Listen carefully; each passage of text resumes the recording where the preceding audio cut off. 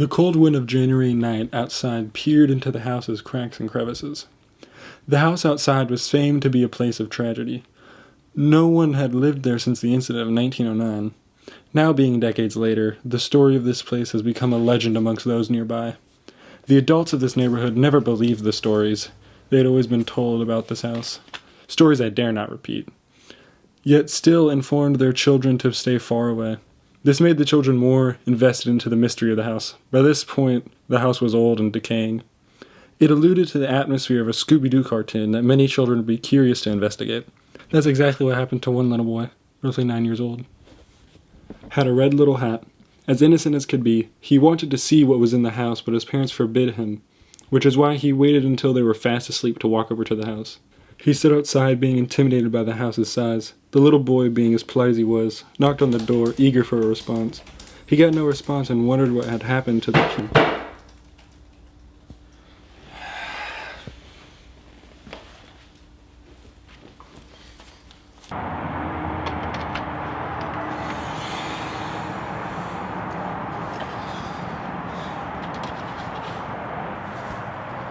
Hello?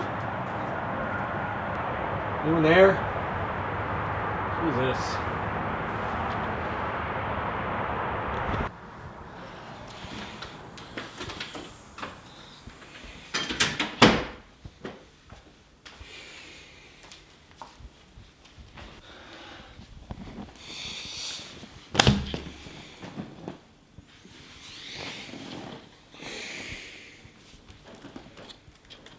The little boy got impatient and simply opened the unlocked door, which creaked the entire time he pushed it. Inside the house was a living room.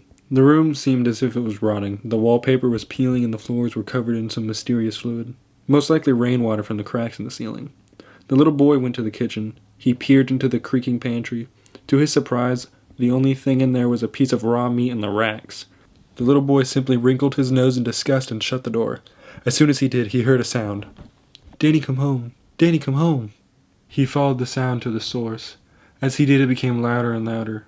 He followed the sound to a closet. He knew this is where it was coming from. He opened the closet door to find a creature that looked like his mother, but with no eyes. Her limbs unnaturally folded backwards. At her mouth she was foaming blood. "Danny, come home," the creature said once more. The little boy screamed and shut the door. At this point, the little boy was in shock. He knew why his parents had told him to avoid this place. Without thinking, the little boy ran to the door. He tried to open it, but to no luck. The boy began hyperventilating as he turned around. When he turned around, he saw a strange man on a typewriter with a suspicious smile cemented on his face. The little boy was forced.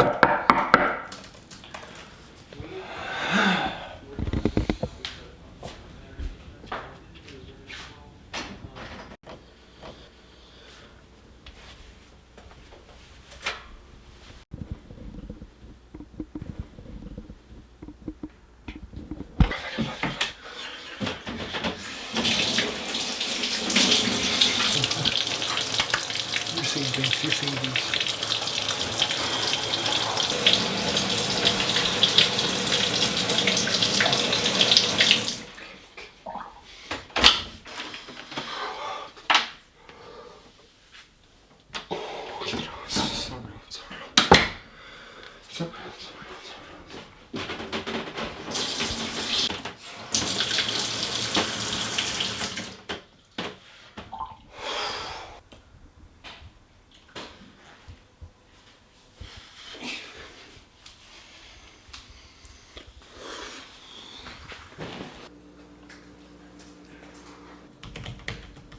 The little boy was forced to.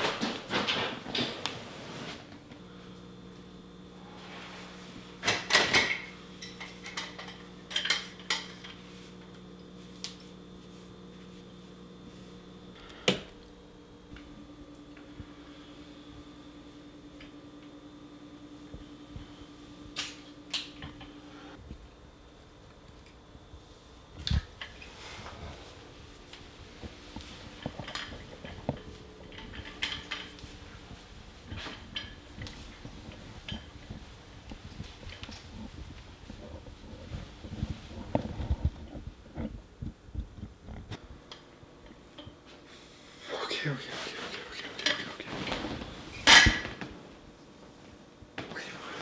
Hold on, let me try something.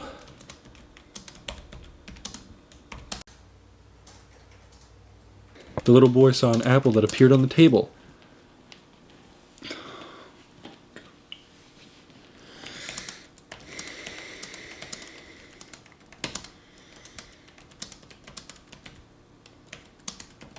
Immediately, come on.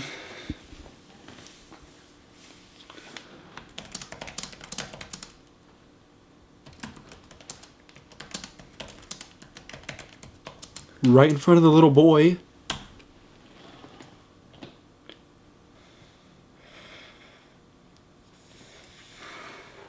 Okay.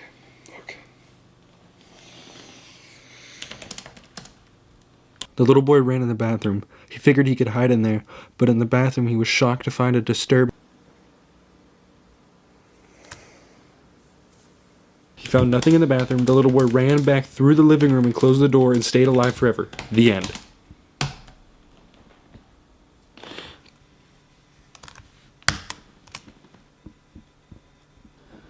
It wasn't my best work. I've done better. It's fine. I gotta go to bed.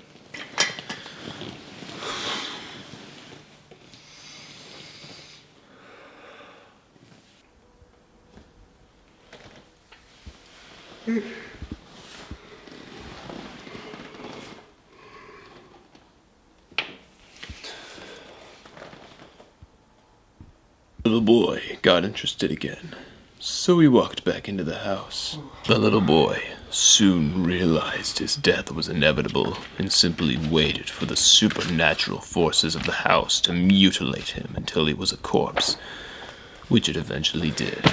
The end.